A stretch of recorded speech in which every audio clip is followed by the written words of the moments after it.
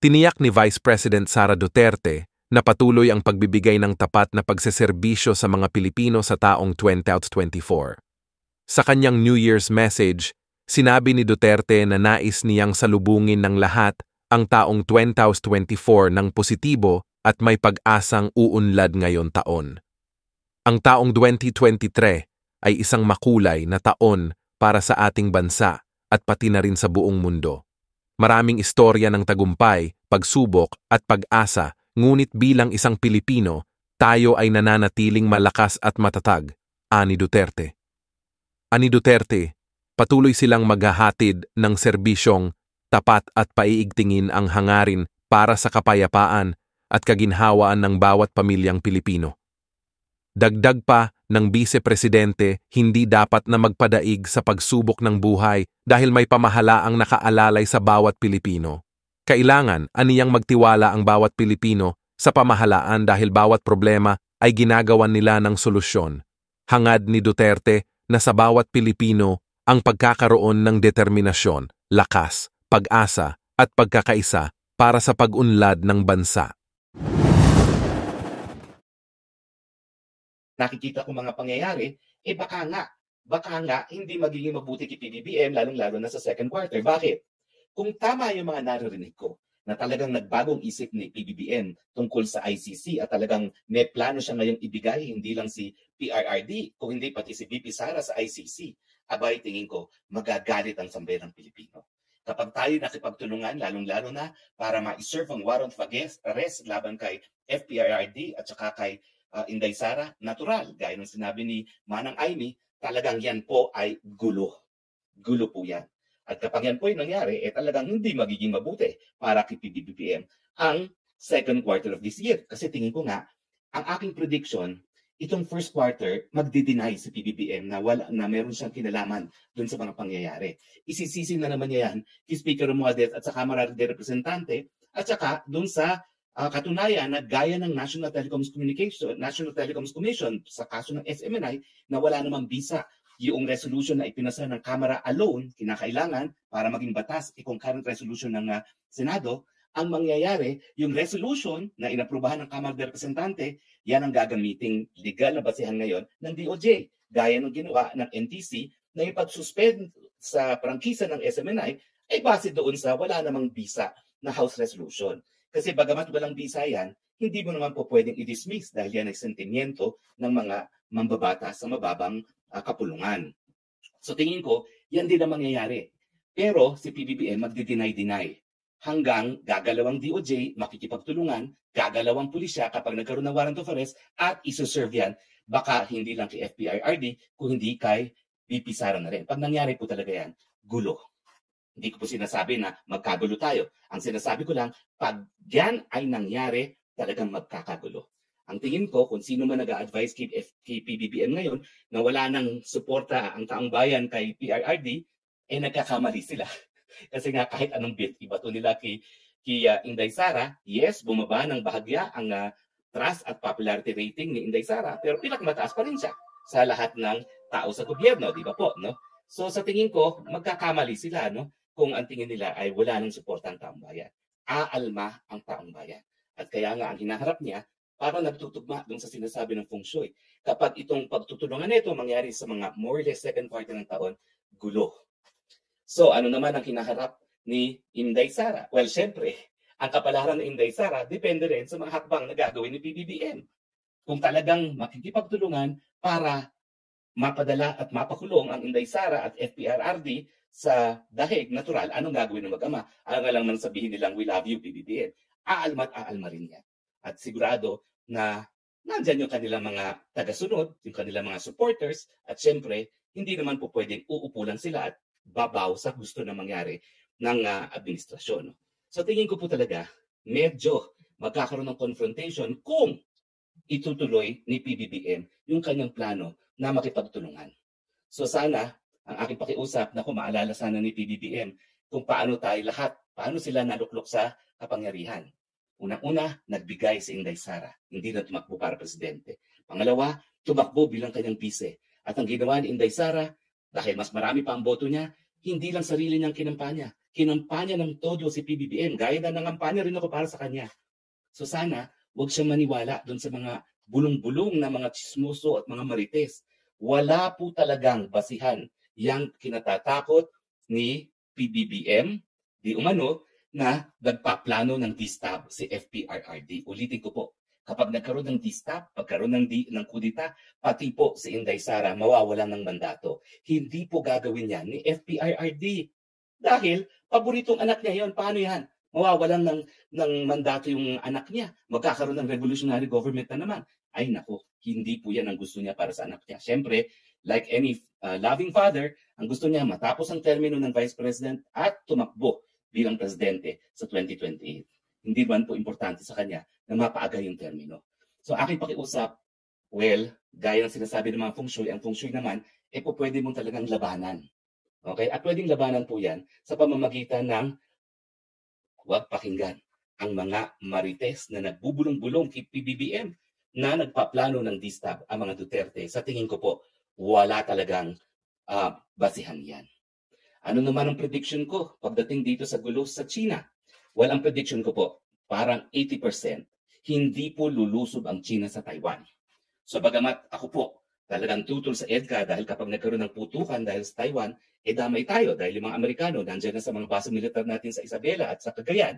Natural, no? Pati tayo, mahahatak sa ayaw natin at gusto sa gera na wala naman tayong kinalaman. Ano mga kinalaman natin sa Taiwan? Pero 80% tingin ko, hindi lulusob ang China. Bakit? Well, magkakaroon naman po ng eleksyon eh. Bagamat ang sinasabi nila ni frontrunner di umano ay pro-independence, sa tingin ko hindi po. Ang talagang tunay na pro-independence ay yung babaeng presidente ngayon na aking kaklase po. Nung ako'y nag-LLM sa London School of Economics, kilala ko kung personal yan. Siya po talaga yung pro-independence. Ang tingin ko, lahat ng kalaban niya ay pipiliin ang status quo. Ibig sabihin, walang independensya.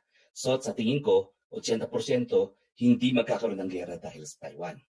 Paano naman itong pinaglalaban na West Philippine Sea? Well, nagsalita na po si PBBM.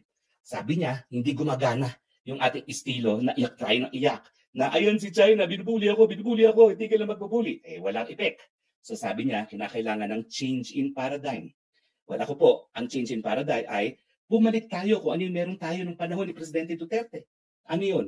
Nagkaroon ng kasunduan na status quo tayo pareho. Kaya naman umaalma ang China dahil nagdadala tayo ng repair materials para sa Sierra Madre sa Ayungin. Kung pagkain at tubig lang idadala natin at walang galawan, walang improvement ng kahit anong struktura dyan sa pinag-aagawang isla, sa tingin ko po, hindi iinit, lalamig ang kontrobersiya dyan sa West Philippine Sea. At sana nga po, sundan na ni PBBM yung kanyang sinabi. Tuparin na niya. Change in paradigm, tigil na. Tama na ang pagdinig sa kanyang mga presidential cousins. Ano naman ang hinaharap ng Pilipinas? Well, marami pa pong pagsubok ha. Hindi po natin alam kung talagang tutuloy pa ang giyera sa gitnang silangan.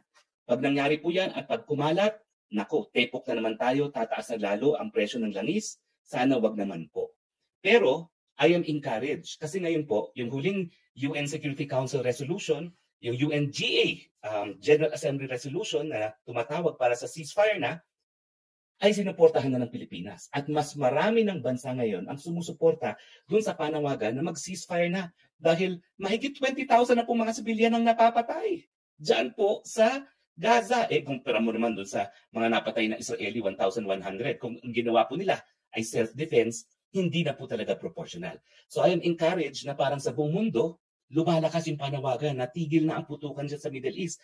Dahil pag lumala po yan, naku, tepok na naman tayo. Tumaas ang presyo ng langis nung nagkagera sa Ukraine. Ay, pag sa gitna ng silangan pumutok ang gera, lalo na tayong gugulong-gulong. Sa Ukraine, ang tingin ko po, patuloy pa rin yan. Wala pong katapusan yan. Pero, na-realize na ng mga Ukrainians at dapat ma-realize din ng mga Pilipino na bagamat nangako si Uncle Sam na hanggang sa huli ang suporta, ang katotohanan, wala na, awanti kwarta na ang Amerika para sa pagtulong sa Ukraine. So yung mga maka-Amerikano sa atin na sa tingin nila ay tutulong ang Amerika pag nagputukan ng giyera sa panig ng Pilipinas at ng China, matuto kayo sa kasaysayan. Matuto kayo sa nangyari sa Ukraine. Naniwala na tutulungan sila ng Amerika na iwan sa ere. Okay? So yan po ang aking mga prediction. Paano naman po ang ekonomiya natin? Well, lahat po yan nakadepende sa mga pangyayari sa loob at sa labas ng Pilipinas. Kung talagang magbabanggaan ng puwersa po ang Marcos at Duterte, syempre, down na naman economy. Kung talagang kakalat ang gera sa Middle East, down na naman ang economy. Kaya nga po, bagamat hindi natin makontrol yung mangyayari sa labas ng Pilipinas, sana si PBBM. Sana po, tigil na ang pagpakinggan, wag nang pakinggan ang mga marites. At alam niyo, napakabuti naman ng relasyon nila ni VP Sara. Sana mag-usap na sila. Wala naman pong mawawala kung mag-usap ng tapat. Pero kinakailangan tapat. Huwag yung makikipag-usap na, ay naku, si speaker yan. Naku, alam na po natin, wala naman pong mga decision si speaker na hindi sinasang-ayunan ng presidente. Lalong-lalo na kung ito po ay isang mabigat na desisyon. Gaya ng pagpapaaresto sa mga Duterte sa ICC. Well, in the end, bagong taon, bagong pag-asa. Kaya hindi po libre ang mangarap at ang aking pangarap. Sana po, tigilan na ng PBBM ang dinig sa mga marites at sana po, ayusin na kung anong gusto't mang meron sila sa kanilang relasyon ng mga Duterte. Simulan niya kay VP Sara na BFF naman niya. Siya yung nag-announce, I am now officially the BFF of Inday Sara. Nagselos ako noon dahil akala ko ako. Pero inako ni Presidente na siyang BFF. Sige na nga, sa'yo na yung title na yan. BFF naman, mag-usap kayong dalawa. Pagkatapos noon, kausapin si FPRRD. Nang sa ganon, magkaisa muli ang sambayan ng Pilipino. Yan naman po ang pinangako natin nung tayo pong ay tumakbo under the unit team. Tignan po natin ang ating mga texters. Ay, Ari Santos, Happy New Year, Tony Harry from Vancouver. Oy, malapit-lapit tayo. Hello, mas malamig din siguro dyan, no? Wo ay ni, may nakanap ng sign of petition ngayon ikinakalat para mapababa si BBM attorney. Uy, nako. Boy Win Androles Ragsa, good morning sa iyo, Attorney Harry. Happy New Year sa inyong pamilya. God bless you always watching from Saudi. Recodems, ang problema po ang DOJ, kakampi nila, attorney. Ay, nako. Ang prediction ko dyan, kung hindi talaga magbabagong isip ni PBBM, nangyari sa SMNI. Iko-quote ng DOJ yung House Resolution dahil hindi naman po pwedeng baliwalain ang sentimiento ng mga 300 or so congressmen. Emma Serafin, watching from New York. Hello po. Naku, mas marami talaga mga nanonood sa Amerika dahil nag-aantay ng bagong taon. Mary Antranik, Happy New Year po, Sir Spox. Basta kami po, solid DDS, no matter what. We will stand with Duterte hanggang sa uli. Salamat po, Sarah G. Marin. Kung magkataon niya na ang pinakamalaking pagkakamali ni PBBM, siya ang naghanap ng kumunoy na mabaon siya. Tama ka, Sarah. Marilu Rinostrance, tama po kayo, Spox Harry. Malaking gulo at di niya matatapos ang term niya. George Viduya Perez, watching Kababaryo from here in Montreal, Canada. Taga San Dionisio po rin ako. Naku, bis natin pareho ang puto bongbong. Marilu Rinostrance, actually ayaw na ng taong bayan sa gobyerno niya na budol lahat ang mga pangako niya. AgriFarm TV, di niya malalaman ng tao kung gibitin nila si Inday Sara at PRRD kung gaano kakasuporta ang mga Duterte. Si Nixon Hitchhiker, wow, nakasamba sa live po ninyo, Spox Harry. Opo, kasi maaga po tayo dahil nandito nga po ako ngayon sa Colorado. No? I am 15 hours behind. Okay. Lea Banyes Madanay, Happy New Year po, Attorney Harry. Salamat sa pagtatanggol kay VP Inday. Alpha Lohato, ingat po kayo lagi, Spox ng Bayan. Okay, maraming salamat po sa inyong mga text messages. Ha? Hindi na po magtatagal dahil kailangan na magbihis. Ang dami sinusuot, thermal, jacket, gloves, at saka scarf. Pero mamaya po, magpo-post ako ng picture ko habang balot na balot at ila-live ko po ang fireworks ng alas 12 dito po sa Colorado. Hanggang sa muli natin pagkikita, ito po inyong Spox na Bayan nagsasabi, I love you, Philippines. You're the only country that I have. You're the only country that I love. Bye.